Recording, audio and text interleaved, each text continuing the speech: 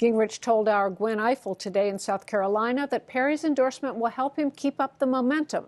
Gwen talked with him aboard his campaign bus.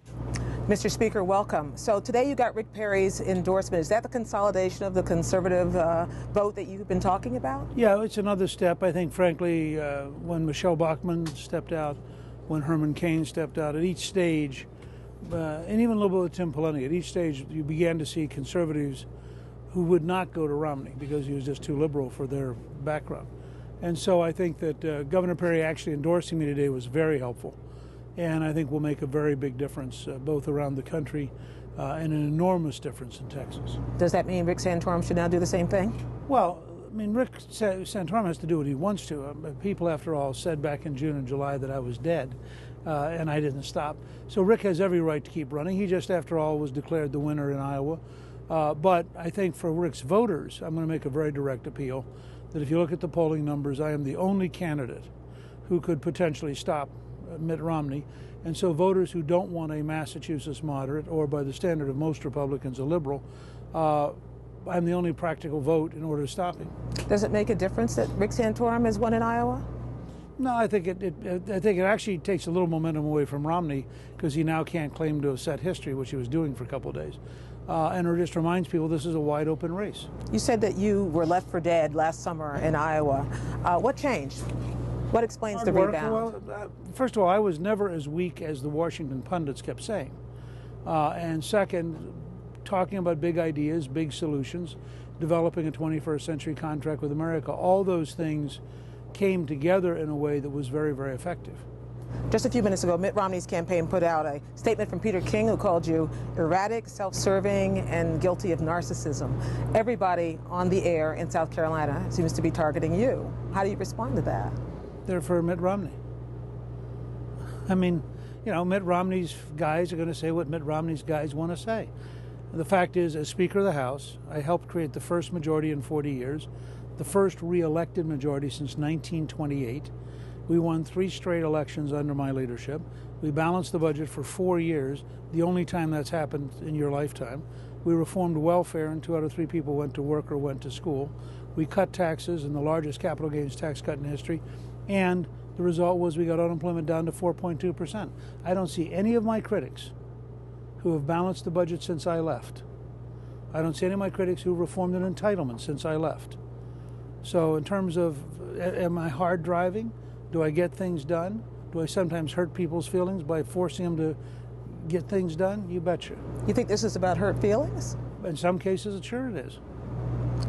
How about your ex-wife? Is that about hurt feelings? There have been so many questions today about Marianne Gingrich raising these questions about you. Is that hurt feelings? My only position, I'm not going to say anything negative about Marianne.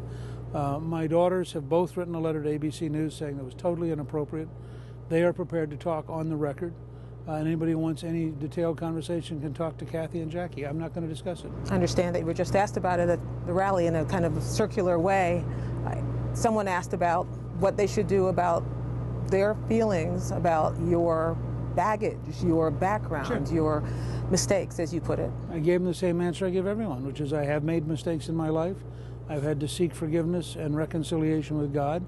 I'm a 68-year-old grandfather. I have a great marriage with Callista. I'm very close to my daughters and my son-in-laws. We are very close to our grandchildren. People have to look and decide. Until today, so much of the discussion in this race has been about taxes and about income. You said yesterday you were going to release your income tax forms. We're going to release it later on today. Later on today. Do you think that this is something which resonates with voters? I think that it is very difficult for Romney to ask people to vote for him without revealing his taxes, just because there are so many questions being raised. But, you know, it did turn out I paid probably twice as big a percentage of taxes as he did, based on the initial look at the two of them. There have been a lot of questions about your calling the president the food stamp president. There are 800, I think, and 39,000 people in South Carolina who are on food stamps. What does that message say to them? It says to them, I'd like to help them get a job so they can get a paycheck. I want to be able to get their income high enough that they don't need food stamps. The president has not been able to get the economy working, and the president has actually put more Americans on food stamps through his policies than any president in American history. That's just a fact. So I'd like to run as the candidate of opportunity, much like Reagan in 1980, with a program to create jobs, to stimulate the economy, to have economic growth. The president's doing just the opposite. Look what he just did with the Keystone Pipeline, where he killed 20 to 50,000 jobs. And I think they have no sense in the Obama White House about how to create jobs. When you talk about food stamps and working and jobs, how about the working poor, people who actually have jobs and just aren't earning enough? Is that also President Obama's problem? My goal is to get those folks to have better jobs. Part of the reason I'm proposing a dramatic change in unemployment compensation, tying it to a training program, is so that if somebody can't find a job, during the period we're giving them money, they should be spending their time learning so they can get a better job. Tonight you have a big debate. Saturday, big election here in South Carolina. What has to happen in the next 24 to 48 hours for you to come out of South Carolina still smiling? We just have to keep the momentum up. I mean, the clearer it gets that Romney was a pro-gun control, pro-tax increase, pro-abortion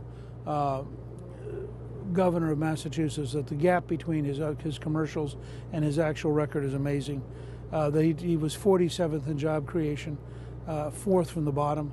If we can keep that distinction between my record and his record, between a conservative and somebody who's pretty liberal by Republican standards, I think we'll have a great Saturday. So through the debate tonight and through tomorrow and Saturday, we'll campaign all day Saturday, we'll just keep saying the same things. And if Mitt Romney wins on Saturday, you stand by your statement that if he wins in South Carolina, the Republicans will nominate a moderate who will lose to Barack Obama in the fall? I think it gets a little harder to stop him, although, as Karl Rove pointed out 2 days ago, he's not doing well enough to be very convincing. And if you had the conservative vote together between Santorum and me, we would beat Romney by 60-40. So my job, if Rick stays in the race, my job is to get his voters to decide they want to help beat Romney, which means they vote for me. Mr. Speaker, thank you so much. Thank you. Good to see you. It's good to see you, too. Have a great day. So Gwen is with us now. Gwen, you are a traveling woman. You're now in Columbia, the capital of South Carolina. Tell us how the people around Gingrich feel about his boost in the polls. Do they think this is real? What are they saying? I think you can say, Judy, you and I have covered a lot of these things, that this was the single craziest day in the 2012 campaign so far, with candidates in and out.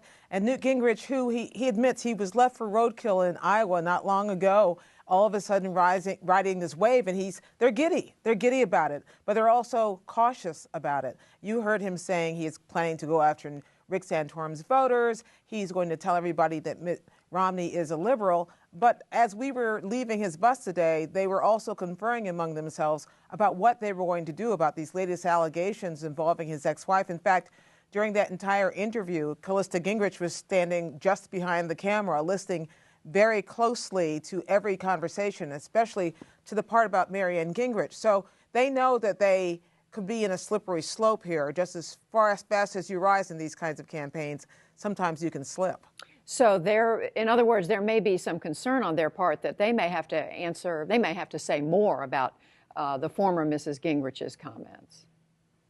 Oh, there is definitely concern. I think one of the things we're watching for in this debate tonight is whether any of the other candidates directly bring it up, whether they want to raise questions about his moral capability. We saw Rick Perry in his withdrawal today attempt to inoculate Newt Gingrich on this point and repeat some of the things that Gingrich himself has said about being forgiven by God for his past behavior. So it will be interesting to see whether any of them have the gumption to throw it directly in his face, or whether this becomes a debate tonight about other things. Gwen, you mentioned that somebody in the crowd there with Gingrich had raised his baggage. I think that was the term you used in the interview. What are people saying to him as they listen to him? What are they responding to? I find it interesting that in a very friendly crowd of a couple of hundred people in Beaufort today at an otherwise very well-received event, that someone had the nerve, it was only the first or second question he got from the crowd, to ask him, said, "I'd like a lot about you, but I'm a little worried about your past." And as I worked the crowd and talked to different people and asked them what they thought about Newt Gingrich, a lot of them were curious for the first time. There were people who were paying attention, who didn't know what they thought about Mitt Romney, who at least told me they still hadn't decided what they were going to do on Saturday. And they were saying to me, yeah, but we want to know that this guy shares our values, is the term people most likely use. That could be his Achilles heel in a state as conservative as South Carolina, and where so many of the voters who come out to Saturday's primary will be motivated not only by economic conservatism, but also by social conservatism, and want to make sure this guy is who he says he is. And Gwen, you asked Speaker Gingrich, former Speaker Gingrich, about this notion that to nominate Mitt Romney is picking a moderate who would have a very hard time going up against President Obama. Is that an argument that South Carolina voters seem to be accepting, buying into? Well, I'll tell you this, Judy, it's an argument that every single candidate in this race is making. If you turn on the television here in South Carolina, in fact, I think you don't see furniture ads or news and weather anymore in the mornings. What you see is campaign ads. And a lot of these campaign ads are targeting Romney. And when they do, it's saying he's like Obama. And they worry about that. But then a lot more of these ads are targeting Newt Gingrich. You hear people like Ron Paul going after Newt Gingrich, Rick Santorum going after Newt Gingrich as a Washington insider. Rick Perry, who dropped out just a week ago, was talking about all the insiders in the race, and today he endorsed one of the insiders. So, you know, the good news for Newt Gingrich is he's rising in the polls and he's within barking distance of Mitt Romney. The bad news is that means that everybody is training their scrutiny on him, and I don't think he's seen the end of that. So all the more reason to watch tonight's debate, Gwen. They're down to 4, and I know you'll be right there, and you'll be reporting for us tomorrow night. Gwen, thanks very much. And then there were 4. Thanks, Judy.